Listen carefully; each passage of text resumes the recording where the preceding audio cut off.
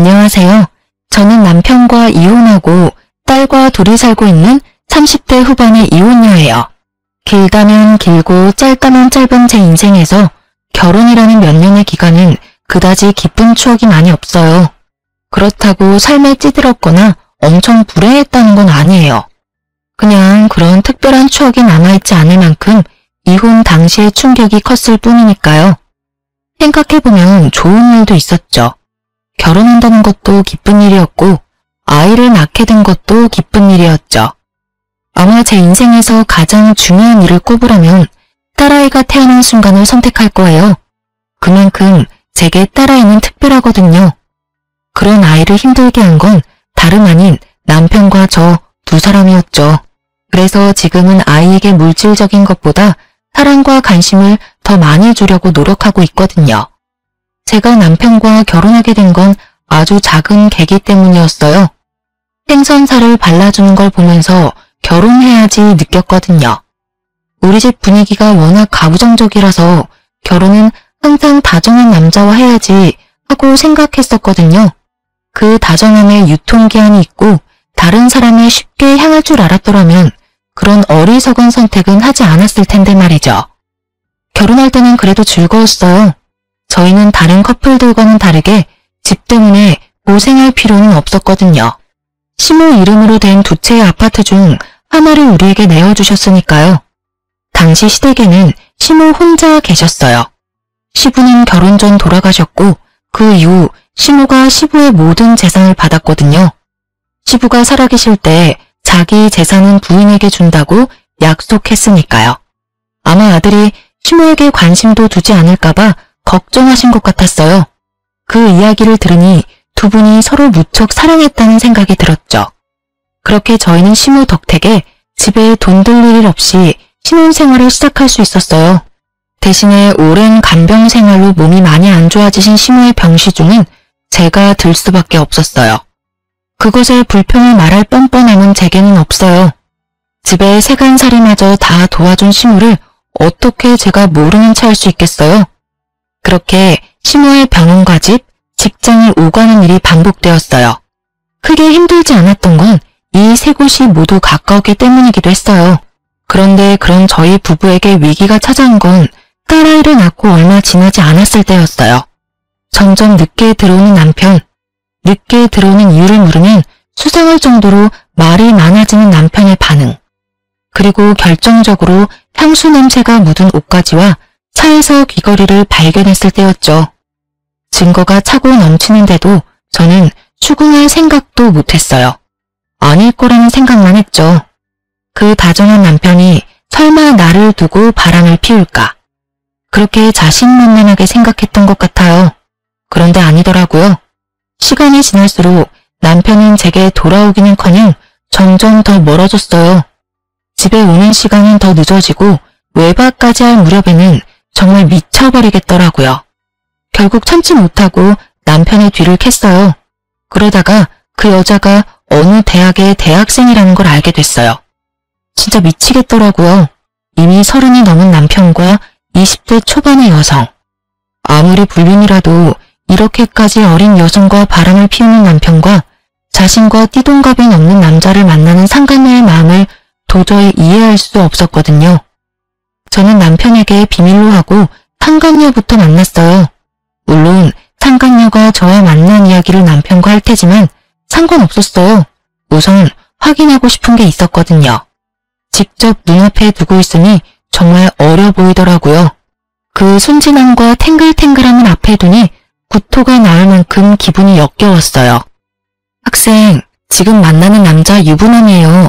애가 딸린 아빠고. 혹시 알고 있었어요? 저는 정말로 몰랐어요. 저한테는 유부남 아니라고 했고 저는 진짜로 싱글인 줄 알고 만난 거예요.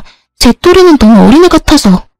자기는 전혀 몰랐다는 듯 제 앞에서 말하는 상간녀를 보니 답답하기만 했어요. 이제 유부남이란 걸 알았으니까 더 이상 남편 만나지 마세요. 저 지금 이 대화 녹음 중이고 나중에 혹시라도 두 사람 다시 만날 경우에는 이혼 서류에 제출할 생각이거든요. 아시겠죠? 솔직히 제가 모르고 그랬다는 거니까 제가 사과할게요. 그런데 저도 피해자이긴 하거든요. 유부남인 줄 모르고 만났는데 왜 제가 이런 취급 당해야 하는 건지도 모르겠고. 그러니까 더 이상 만나지 말라고요. 안 만나면 이런 취급 당할 이유도 없죠. 설마 유부남인 거 알고도 만날 생각이에요? 그건 아니죠. 저도 유부남 만나고 이런 건 좀... 저는 그렇게 상간녀와의 대화를 끝냈어요. 알려줬으니 다시 만나지는 않겠죠. 만약에 다시 만난다면 이 녹음 파일로 상간녀 위자료 소송해버리면 그만이니까요. 상간녀를 만나고 나니 집으로 돌아가기가 너무 싫었어요. 그런데 그때 시모에게서 연락이 왔어요. 병원에서 필요한 거 있다고 좀 사오라고요. 그 덕분에 집으로 가지 않고 병원으로 갔어요. 제가 도착했을 때 시모는 고이 잠들어 있었어요. 그때 전화기가 울려 황급히 병실 밖으로 나갔어요. 남편 전화하길래 상간녀가 연락했구나 싶었죠. 여보세요? 당신 미쳤어? 왜 애를 찾아가서 그 난리를 피운 거야? 당신 지금 나한테 그런 말밖에 못해? 최소한 미안하다, 면목 없다, 이 단어가 나와야지. 아니, 당신이 잘못 알고 있는 거라고. 그 애랑은 그냥 잠깐 만난 거야. 잠깐 만난 애한테 찾아가서 그러는 건 좀 아니지. 나한테 먼저 말했으면 내가 알아서 끊었을 거라고. 거짓말하지 마. 지금도 봐. 어린 계집한테 빠져서는 헐레벌떡 나한테 전화하는 거. 지금 이 상황이 말이 되는 상황이니? 당장 내 앞에 달려와서 무릎이라도 꿇어야 하는 게 정상 아니야? 바람이 아니라 그냥 잠깐 기분 전환이었어. 같은 얼굴 매일 보고 사는데 잠깐 딴 데 보는 거 정도는 괜찮잖아. 남편 말에 어이가 없는 게 저뿐만은 아니겠죠? 저는 열받아서 남편에게 소리쳤어요. 당신은 불륜이 기분 전환이야? 어머님 아파서 누워 계시는데 어떻게 바람 피울 생각이 들어? 병원에 와본 게 도대체 몇 번이야? 어머님이 당신 보고 싶다고 할 때마다 변명해야 하는 내 기분을 당신이 알기나 해? 본전도 못 찾을 거면서 저한테 전화와서는 저딴 철없는 소리나 해대는 남편을 보니 한숨이 절로 나왔어요.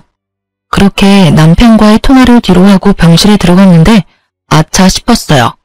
시모가 눈을 뜨고 앉아 계시더군요.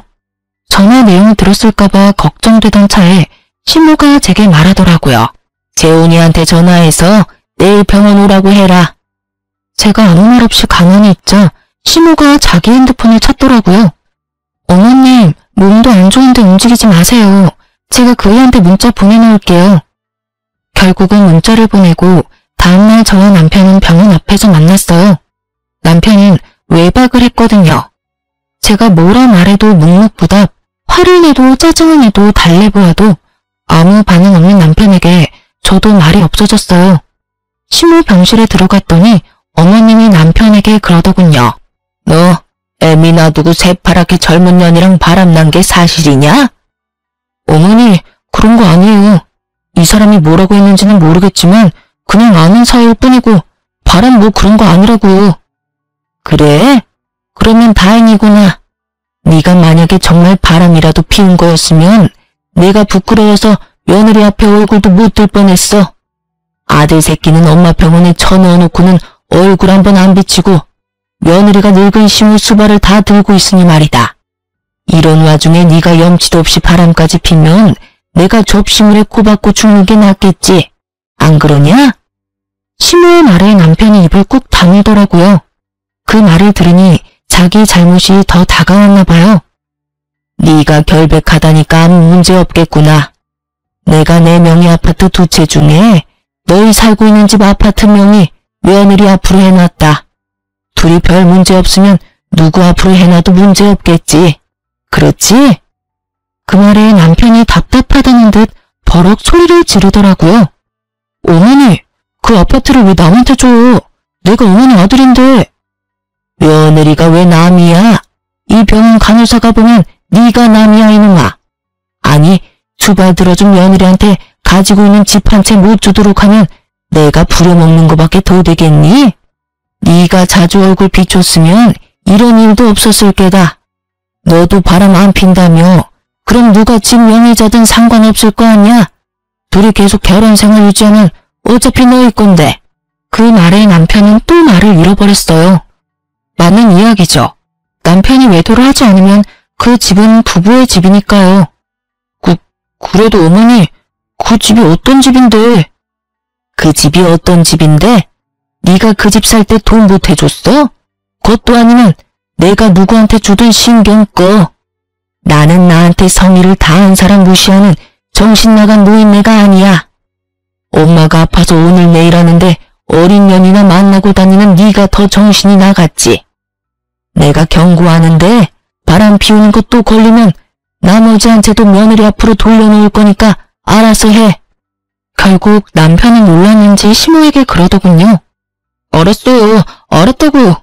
더 이상 그런 짓 안 할 테니까 제발 그냥 놔두세요. 예? 남편이 나가고 저는 시모와 앉아서 시모에게 말했어요. 어머님, 그렇게까지 안 하셔도 됐을 텐데 그냥 명의 주겠다고 협박만 하셨어도 알아들었을 거예요. 뭐 바람 피우는데 잠깐이라고 생각하니? 절대 아니야. 그거 못 고쳐. 틈만 나면 그런 짓 하려고 생각할 게다. 그러니까 이렇게 강하게 나간 거야. 걔 아버지가 그랬거든. 나는 시부 수발 들도록 놔두고 자기는 계집질 열심히 했지. 아무리 혼내도 안 들어. 너한테 그 집 준 것도 다 어릴 때 내 생각나서 그래. 다행히도 남편이 다른 여자한테 집을 준 건 아니어서 집 두 채가 남았지만 말이다. 시모 이야기를 들으니 시모도 힘들었겠다 싶겠더라고요. 아무리 아들이라도 아들 모습에서 시부의 모습을 봤을 테니 더 엄하게 말한 것 같았어요. 그렇게 저는 제 명의 아파트 한 채가 생겼고 남편은 그 여자와 더 이상 연락을 안 하는 듯 하더군요. 집에도 꼬박꼬박 들어왔지만 대화는 거의 단절 수준이었어요. 그래도 저는 이렇게 시간이 좀만 더 지나면 모든 게 정상으로 돌아올 거라고 생각했어요. 물론 제 바람으로 끝나고 말았지만요. 이상하다는 것을 느낀 것은 남편의 불륜 사건으로부터 몇 개월쯤 지나서였어요. 이상하게 젊은 남자가 제게 연락처를 물어오더라고요. 한 명도 아니었어요. 그리고 솔직하게 말해서 착각할 일도 없을 정도로 너무 어린 남자들이라서 신종 사기꾼들인가 싶은 생각이 들었거든요. 연락처를 물어올 때 거절을 했더니 더 끈질기게 따라붙어서 그 다음부터는 제 연락처를 달라고 했어요. 제가 마음 내키지 않는다 하니 이내 자기 연락처를 주고 돌아갔어요. 그렇게 연락처를 모아뒀다가 혹시나 이 사람들이 사기꾼은 아닐까 싶어서 SNS 검색도 했었거든요. 별거 안 나오는 것 같아서 끄려다가 상간녀 생각이 나서 그 전에 알아놓은 상간녀 SNS에 들어가 어떻게 지내는지 확인하려고 했어요. 혹시 지금도 남편을 만나고 있지는 않은지 궁금했거든요. 그런데 남편과 만나는 것 같지는 않은데 그보다 더 이상한 걸 발견했어요. 상간녀 SNS를 타고 가다 보니 제게 연락한 사람들이 다 있더라고요. 이건 뭔가 문제가 있다 싶었어요. 그래서 그 친구들이 상간녀 친구라는 걸 모두 저장해뒀어요. 그리고 그날 저녁에 오래간만에 노트북을 열었다가 남편과 상간녀의 카톡 대화 내용 백업된 걸 보게 됐어요. 그 파일을 열기 전까지 저는 아직도 두 사람이 만나고 있다는 걸 확인하고 너무 열을 받은 상태였어요. 헤어진다고 했던 건 거짓말이었고 가벼운 사이라는 것도 거짓말이었던 거죠. 몇 달 동안 저를 속이고 그 상간녀를 만나고 있었으니까요. 저는 이번에야말로 절대로 용서하지 않겠다는 마음으로 파일을 열었어요. 그런데 두 사람이 나눈 내용을 보고는 숨이 멎을 뻔했어요. 저를 유책 배우자로 만들려고 남자를 저한테 계속 보낸 거였어요. 제가 연락처를 달라고 했다며 늙어서 젊은 남자 밝히는 거 정말 징그럽다는 이야기까지. 진짜 보고 나서 눈이 더러워질 만한 글들이 가득한 걸 보고는 화가 머리끝까지 났어요. 게다가 두 사람 대화 내용 중에는 저를 유책 배우자로 만들어 이혼하면 그 집 자기한테 돌아올 거라며 상간녀가 그 집에서 빨리 살고 싶다고 이야기한 내용도 있었어요. 둘이 함께 작당 모의를 한 걸 보고 노트북을 부숴버릴 뻔했거든요. 집어던지고 싶은 걸 겨우 참았어요. 남편은 저와 이혼하고 재혼할 계획까지 다 세워놓은 거였어요. 이렇게 들킬 줄 생각도 못했겠죠. 아무리 숨기려고 해도 영원히 숨길 수는 없는 법인데. 그 대화 내용을 보고 저는 남편에게 당장 전화하려다가 일단은 참았어요. 유책 배우자를 만들고 싶어하는 남편을 보니 내가 되갚아줄 수 있겠다 싶었거든요. 그렇지만 걱정되는 건 단 한 가지, 시모였어요. 제가 이혼하고 나면 시모는 낙동강 오리알 신세가 되는 건데 고생 많이 하신 분이 말년에 괴롭게 돌아가시게 만드는 것도 너무 죄송스러운 마음이었거든요. 그렇게 이혼 결심을 선뜻 내지 못한 상황에서 시모가 사망하게 됐어요. 오랜 지병 그리고 마지막에는 폐혈증으로 돌아가셨어요. 그렇게 어머님 초장 치르는데도 남편은 그 여자와 전화통화만 하면서 장례에도 집중을 하지 못하더라고요. 그걸 보니 아, 이제 이혼할 수 있겠구나 하는 마음이 들었어요. 시모의 사망이 확인되고 시모 명의 아파트 한 채는 남편에게 넘어왔어요. 남편은 제가 아직 유책 배우자가 아니라서 그런지 이혼하자는 이야기를 선뜻 꺼내지는 못하더군요. 그래서 빌미를 만들어주기로 했어요. 저는 평소 왕래가 거의 없었지만 어릴 때 꽤 친하게 지냈던 사촌 오빠에게 연락했어요. 오빠는 오랜만에 연락한 저에게 놀라면서도 웃으며 받아줬어요. 웬일이야? 웬일이긴 요새 어머님 돌아가시고 마음이 좀 헛헛해서. 바람 좀 쐬고 싶은데 남편이 많이 바빠. 그러니까 오빠랑 같이 가고 싶은데 괜찮을까? 우리 애도 같이 데리고 가서 인사도 시키고 싶고. 당연히 괜찮지. 우리 가족도 같이 부를까?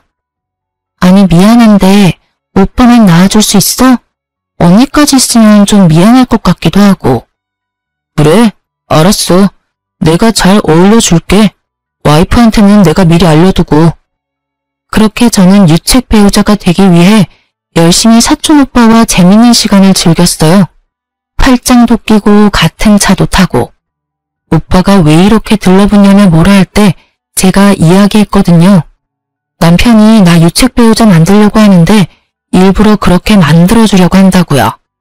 그것 때문에 이혼 이야기를 안 꺼내서 내가 답답하다고 그랬더니 오빠가 그럼 이게 낫겠다며 머리까지 쓰다듬어 줬거든요. 사진 잘 찍히라고 말이에요. 애하고 같이 노는 마치 가족 같은 모습으로 2번 정도 놀고 나니 남편이 집에 와서 아주 당당하게 요구하더라고요. 당신 바람 피워? 아니, 그런 일 없는데? 거짓말하지 마. 내가 당신 요새 수상해서 사람 하나 붙였는데 아주 재미있게 놀았더라. 애까지 데리고. 너 이것밖에 안 되는 여자였어? 나한테 바람이니 불륜이니 난리를 치더니 자기는 애까지 데리고 더한 짓 하고 있었잖아. 내로남불 뭐 이런 거야? 증거 있어? 내가 바람 피웠다는 증거. 증거라는 말에 남편은 아주 당당한 표정으로 주머니에서 사진을 몇 장 꺼내더군요. 바로 사촌 오빠와 찍힌 제 사진이었어요. 이것뿐인 줄 알아? 당신 젊은 남자들 연락처 수집하는 거 다 알아. 바람 피우고 싶으니까 젊은 남자 만나는 거지. 이 남자는 그 와중에 걸린 사람이고. 이럴 줄 알았어. 얌전한 고양이 부뚜막이 먼저 올라간다더니 세상 조신한 척은 다 하더니 뒤로는 호박씨 까고 있었네. 저는 남편 말을 한 귀로 흘리며 사진을 물끄러미 바라봤어요. 우리 남편이 참 나한테 관심이 없구나 싶어서요. 사진을 딱 보면 우리가 혈연 관계라는 것을 알 수 있을 만큼 닮은 구석이 그렇게 많은데도 남편이 그걸 알아차리지 못한 게 더 신기했어요. 말 안 한다고 해결될 문제가 아니거든. 당신 지금 유책 배우자야. 문제가 있다고. 위자료에 재산 분할까지 싹 다 해야 하는데 내가 그 부분에 대해서는 하나만 지켜주면 다른 건 다 당신 원하는 대로 해줄게. 우리 엄마가 당신한테 준 아파트 그것만 내놓고 가. 그러면 네가 원하는 대로 다 해줄게. 역시나 그때 본 대화 내용에서 나온 대로 이 사람들이 나를 유책 배우자로 만들려는 이유는 바로 이 집 때문인 것 같더라고요. 저는 알겠다는 말 대신 상간녀로 불러오라고 했어요. 내가 바람을 피웠다고 주장하니까 나도 한마디 할게. 나도 당신이 바람 피우는 거 알고 있었거든? 그러니까 그 여자 데려와. 데려와서 이야기해보자고. 누가 유책 배우자인지. 발뺌할 생각은 하지 말고 그 여자 예전에 나랑 만났을 때 대화 녹음 다 해놨었거든? 솔직히 당신한테는 내가 유책 배우자일지 몰라도 나한테 그 여자는 위자료 청구 대상이야. 유부남인 거 알고 지금까지 만난 거잖아? 그 말에 남편이 잠깐 당황하더라고요. 자기가 바란 건 이런 게 아니었던 건가 봐요. 상간녀를 데려오기 싫어하길래 저는 제 핸드폰으로 상간녀에게 우리 집으로 오라고 말했어요. 상간녀는 도착하자마자 아주 당당하게 마치 이 집 안주인이라도 된 듯 행동하더군요. 아줌마, 왜 절 부르셨어요? 저는 아줌마랑 할 이야기 없어요. 어차피 아줌마랑 오빠랑 이혼할 건데 왜 제가 아줌마랑 이야기해요? 그냥 남편분이랑 하세요. 말끝마다 아줌마 하는 젊은 년을 보니 저도 확 피가 솟구치더군요. 상간녀나 나도 너랑 길게 얘기할 생각은 없어. 단지 이것만 말해주려고. 상간녀나 너는 우리 남편이 유부남인 걸 알고도 내가 헤어지라고 했음에도 맞는 걸 인정하지? 사실 너희만 증거 가지고 있는 거 아니고 나도 증거 있거든. 증거 이야기에 두 사람이 흠칫 놀라더군요. 자기들은 아주 잘 속였다고 생각했나 봐요. 어디에서 들켰을까? 궁금하지 않아? 저희가 들켰든 말든 아줌마는 유책 배우자예요. 바람을 피웠으니까. 그리고 젊은 남자 연락처도 갖고 계시잖아요. 그래서 나한테 할 이야기는 그게 다니? 상간녀나? 뭘 또 바라시는데요? 미안하다, 뭐 그런 말 바라시는 것만 꿈 깨세요. 제가 왜 아줌마한테 미안해요? 솔직히 사람 마음이 마음대로 되는 게 아니잖아요. 사랑이 바뀌면 당연히 기존에 있던 사람은 사라져줘야지. 싫다는 남자한테 뭐하러 매달려요? 쪽팔리게. 나 같으면 그냥 짐 싸서 빨리 나갈 것 같은데 뻔뻔해라. 그렇지. 그래서 너희들이 나한테 이혼 이야기할 때까지 기다렸어. 제 말에 순간 두 사람 다 멈칫하더라고요. 그러게요. 제가 이혼을 기다렸다고 하니 당황했나 보더라고요. 당신 이혼하고 싶다고 했지? 이혼해. 나도 이혼 생각하고 있었어. 당신이랑 그 상간녀 여전히 만나는 거 알았을 때부터. 근데 이 집은 당신한테 못 줄 것 같은데? 나 당신이 나를 유책 배우자로 만들려고 한 거 다 알고 있었거든. 그러니까 다음은 서로 변호사 대동하고 이야기하자. 그리고 상간녀나 너는 위자료 소송을 준비해놓고 뭐 너한테 유리하진 않겠지. 처음에 내가 너 만났을 때 녹음한다고 했었던 거 기억나지? 녹음한 거 이야기했고 너는 거부 안 했으니까. 그치? 큰일이야. 증거가 차고 넘쳐서. 제 말에 두 사람이 부들부들 떨더라고요. 그런 두 사람 앞에 이혼 서류를 던졌어요. 그래도 당신이 바람 피운 건 틀림없는 사실이야. 그래, 그것도 잘 이야기해봐. 어떻게 되나. 그 사진 참 잘 찍었네. 나중에 하나 뽑아줘. 가족 사진 저장 좀 해놓게. 제 말에 남편이 의아한 표정을 짓더라고요. 그게 무슨 소리야? 무슨 소리긴. 그 사진 속에 있는 남자 우리 가족인데 당신 몰랐어? 딱 봐도 나랑 닮았잖아. 우리 사촌 오빠, 큰아버지 아들. 결혼식도 한번 봤을 텐데 기억 못하겠지. 그럴 수 있어. 나도 당신 가족들 다 기억 못하는데 뭘. 그러니까 민망하게 생각 안 해도 돼. 거짓말로 위기 모면할 생각하지 마요. 가족이면 증거 보여봐요. 바람 피워놓고 그렇게 빠져나가는 건 아니죠? 그럼 사촌 오빠 불러서 확인해 볼래? 좋아. 그럼 내일 유전자 검사하는 곳에서 봐. 너희들 눈앞에서 유전자 검사해서 혈연인지 아닌지 확인해 줄 테니까. 남편은 제 말이 거짓말이라고 생각했는지 이혼 소송을 그대로 진행하더군요. 저는 차라리 잘 됐다 싶었어요. 시간이 좀 없긴 했거든요. 결국 유전자 검사하는 곳에서 모인 우리는 상간녀가 동영상까지 찍어가며 증거 영상으로 남기면서 가족 확인 검사를 했어요. 그리고 서류 받을 집 주소는 우리 집과 남편 회사로 했죠. 그렇게 몇 주 지나고 서류가 나왔는데 당연히 혈연 관계가 입증됐어요. 남편은 그날 저녁 집에 들어오지 않았어요. 분명히 상간녀와 이에 대한 이야기를 하며 대책을 세우고 있겠죠. 저는 마음이 다 편안했어요. 그리고 그 다음날 이혼 전문 변호사 만나서 남편과 상간녀의 행각을 모조리 털어놨죠. 변호사를 만난 날 저녁에 상간녀와 남편이 집에 왔더군요. 가족이라 하더라도 당신이 남자 만나려고 했다는 증거는 있어. 우리는 그걸로 당신이 가정에 소홀했다고 할 거야. 그건 발뺌 못해. 다 증거가 있거든. 그래? 나도 증거 있는데 참 신기하네. 사실 나는 벌써 그 증거도 오늘 변호사한테 제출하고 온 길이야. 무슨 증거인지 알려줄까? 상간녀가 불안한 얼굴을 했어요. 당연하죠. 여태까지 자신들이 한 계획들이 모조리 다 틀어져 버렸으니까요. 저는 제가 받은 연락처와 함께 그 연락처의 주인공들이 상간녀의 친구라는 것을 알 수 있는 SNS 사진을 보여줬어요. 이 나이에 젊은 남자들한테 연락받아서 신종 사기인가 싶어서 찾아봤어.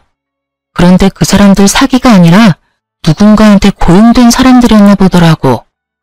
이런 짓까지 하면서 나랑 이혼하고 싶었어? 그럼 차라리 이혼하자고 당당하게 말했어야지.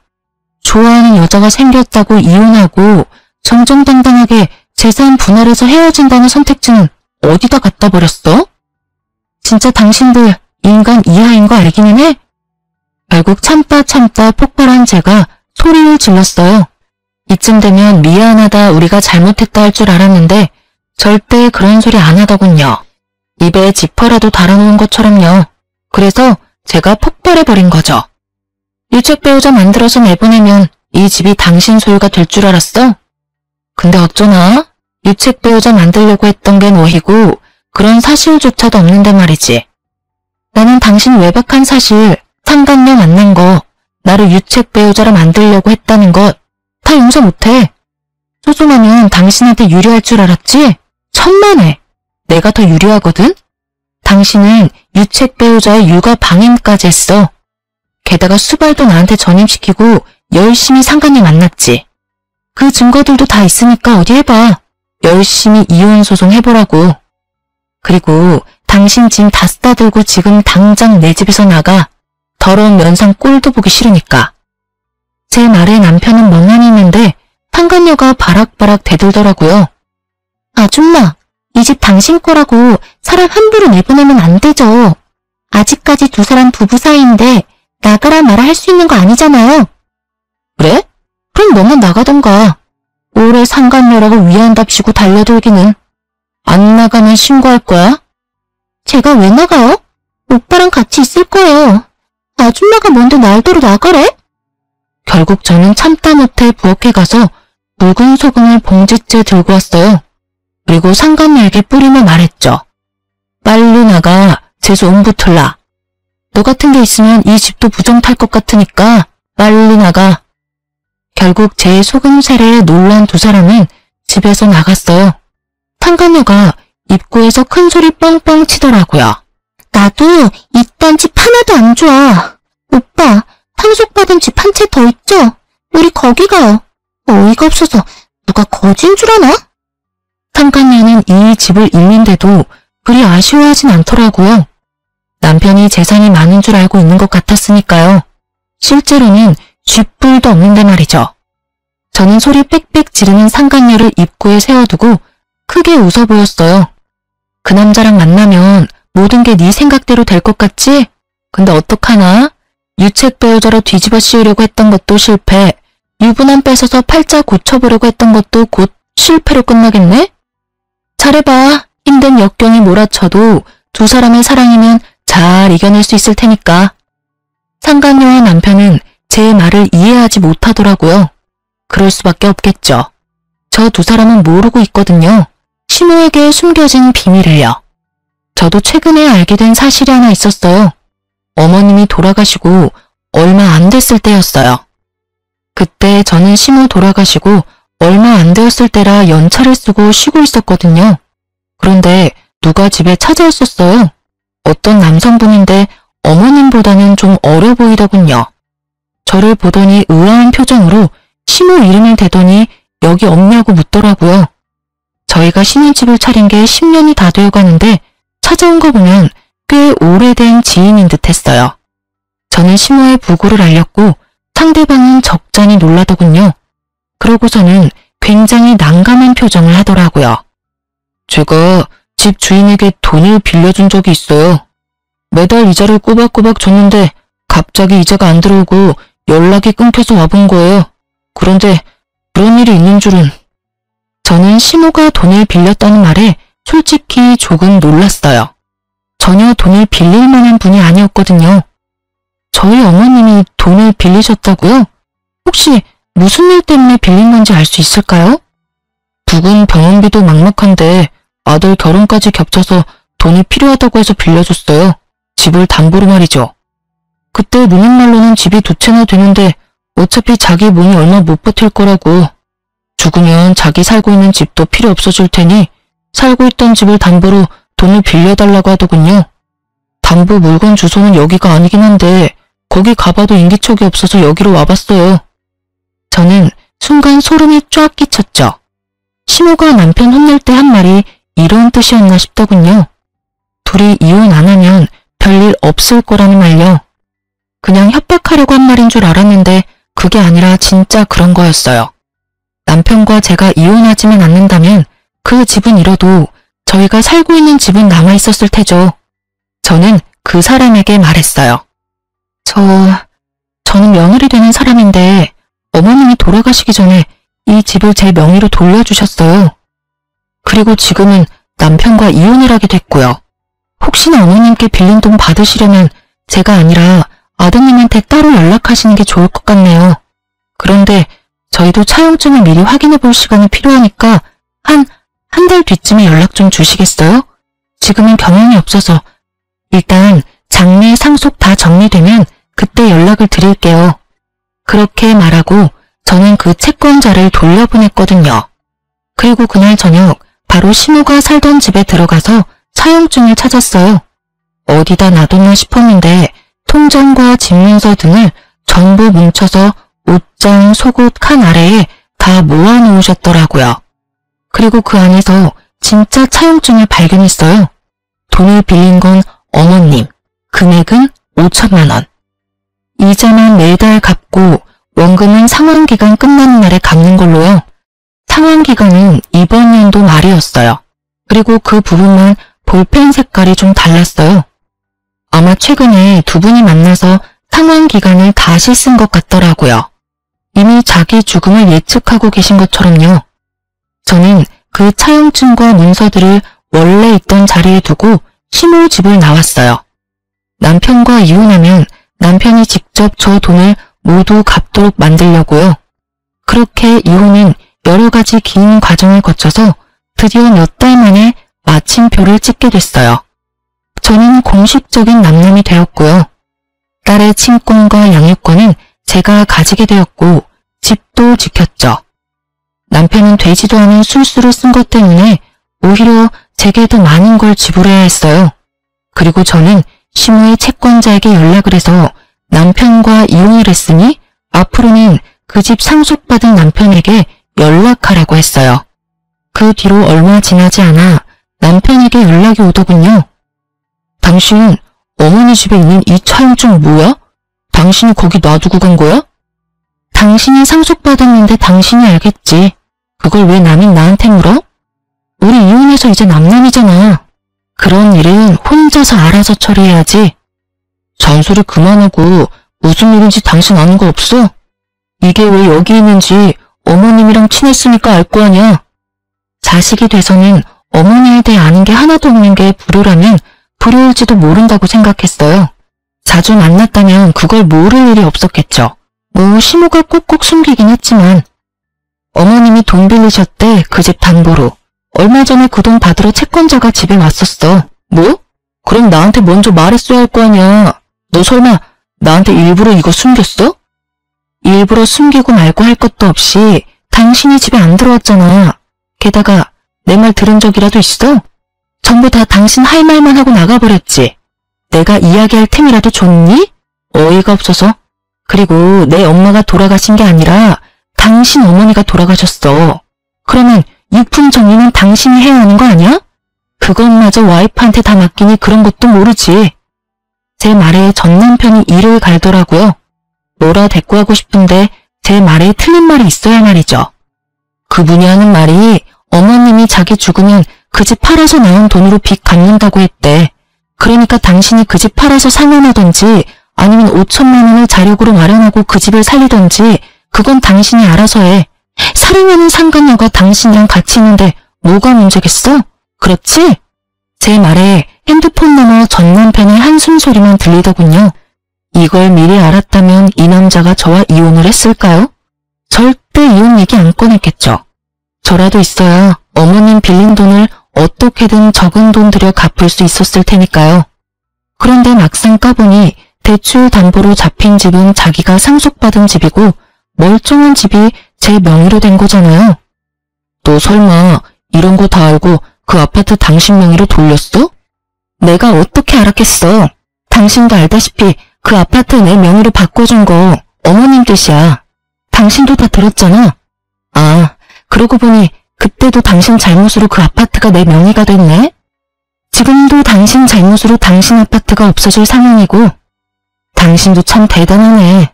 어떻게 찍는 것마다 다 이 모양이야?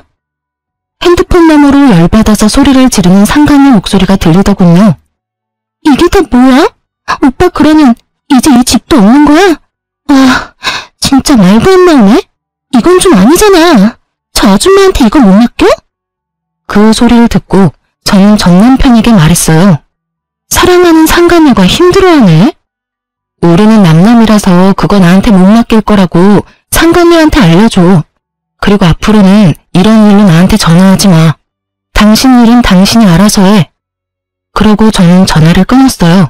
그리고 한 달쯤 지났을까요? 심호의 채권자로부터 돈 다 돌려받았다는 문자가 왔어요. 그래서 남편이 어떻게 그 돈을 상환했나 싶어 확인해봤더니 글쎄 집을 팔았더군요.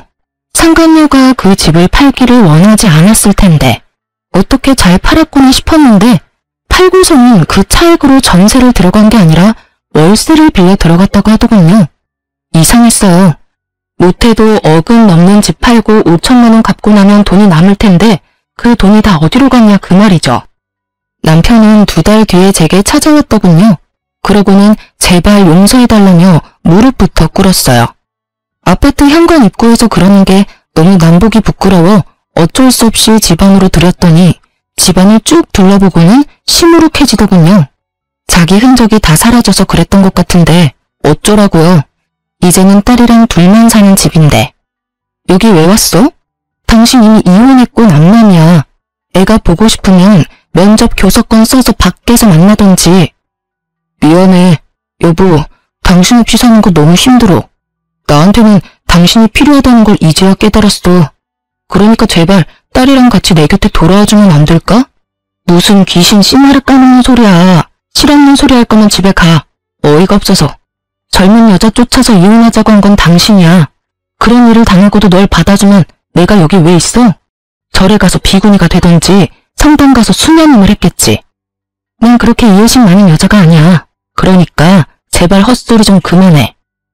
나 그 집 팔고 남은 돈 그 여자한테 다 뺏겼어. 내가 그 집 팔고 나가야 한다고 했더니 이상하게 조용하더라고. 그래도 돈부터 갚아야 해서 집을 팔고 전세 계약하려고 했는데 걔가 전세 계약금으로 뒀던 돈 다 들고 날랐어. 나는 빈털터리로 급한 김에 월세방 얻어서 살고 그래서 그게 우리 집에 올 이유가 되긴 해. 당신이 나 싫다고 떠나갔으면 그 여자를 찾아다녔어야지. 찾았는데 남자가 있었더라고. 나 만나는 동안에도 계속 친구라면서 만나던 친구 있었어. 그런데 둘이 동거하고 있더라고. 집에 있는 거 분명히 아는데 나오지도 않고 그 남자만 내보내서 말 시키고 그 남자가 하는 말에 충격받아서 집에 돌아왔어. 뭐라고 하던데? 둘 사이에 애라도 생겼니? 그게 아니라 돈도 없는 게 젊은 여자는 왜 찾냐고 모욕적인 말을 하더라고. 그 이야기 듣고 완전 열받아서 거기에 한바탕 난리 피워주고 그렇게 집에 왔어. 그리고 그 여자한테 경고 날렸지. 돈 안 돌려주면 혼인빙자 사기로 신고할 거라고 했더니 겨우 반쯤 돌려주더라. 나머지는 또 어떻게 받아야 할지 걱정이야. 그 이야기를 듣는데 웃음이 나더라고요. 둘 다 참 저한테 한 집보다 더 크게 당했더라고요. 그렇게 좋아 죽고 못 살더니 결국에는 서로를 향해 칼끝을 들이대는 사이가 됐으니 알아서 걱정해. 난 그런 사실 알고 싶지도 않고 관심도 없어. 그리고 나 늙을 만큼 늙었거든? 당신 취향의 젊은 여자나 계속 찾아봐. 늙어빠진 아줌마 찾아오지 말고. 저는 그렇게 말하며 헛소리 실실 해대는 전 남편을 집에서 내쫓아버렸어요. 집에서 내보내고는 한참을 웃었어요. 아까 웃지 못한 것까지 앞에서 펑펑 웃었죠. 어떻게 웃지 않을 수가 있겠어요? 그렇게 호되게 당한 전 남편과 상간녀를 보니 너무 고소해서 실소가 터져 나오더라고요. 그렇게 저와 전 남편의 인연은 그렇게 뚝 끊어졌답니다. 그 뒤로 연락 한 번 오지 않았으니까요. 솔직히 딸아이 생각하면 남편의 존재가 아쉽기도 하지만 딸아이는 아빠라는 존재에 대해 그다지 관심 자체가 없더라고요. 나중에 혹시 애 정서에 문제가 있는 게 아닐지 걱정되어서 진지하게 물어봤는데 아무 느낌이 없는 건 아니라고 하더군요. 다만 자기가 원하는 건 다정하고 좋은 아빠인데 아빠가 젊은 여자랑 바람나서 모든 걸 잃고 망한 아빠라는 걸 알고 나서는 그냥 너무 한심해서 관심이 없어지더랍니다. 참 부모가 돼서 이런 취급 당하는 것도 피해야 할 일 중에 하나겠죠. 저는 남편과 이혼 후에 착실하게 딸을 서포트하며 잘 살고 있어요. 가끔 어려울 때도 있기는 하거든요. 제가 이 집과 위자료를 받기는 했지만 그것이 육아와 살림에 커다란 도움이 되지는 않거든요. 그렇지만 지금 딸과 둘만 보내는 시간이 남편과의 결혼 기간보다 더 많은 추억과 기억을 만들어주거든요. 결혼 기간 동안 남편과 놀러 간 일도 크게 없었는데 지금 딸아이와 공연이나 영화를 보러 가거나 식사를 하고 여행을 하는 등 정말로 알차고 행복하게 시간을 보내고 있어요. 하나를 얻으려면 하나를 잃을 수밖에 없다고 하는데 행복을 하나 얻으려고 남편을 잃었나 싶은 생각도 들어요. 제 이야기를 들으시면 저런 남편도 있나 싶겠지만 세상에는 별의별 사람이 다 있답니다. 이혼 이야기를 꺼내는 것도 사실 큰 용기를 낸 거예요. 아직 제 직장 사람들도 이 정도로 세세하게는 알지 못하거든요. 젊은 여자와 남편이 바람났다는 이야기를 쉽게 할 수 있는 여자가 세상에 있기나 할까요? 그래도 이렇게 이야기하고 나니 마음에 맺힌 응어리도 조금씩 풀어내는 기분이 들어요. 긴 사연 들어주셔서 감사해요. 다들 좋은 하루 되시길 바랍니다.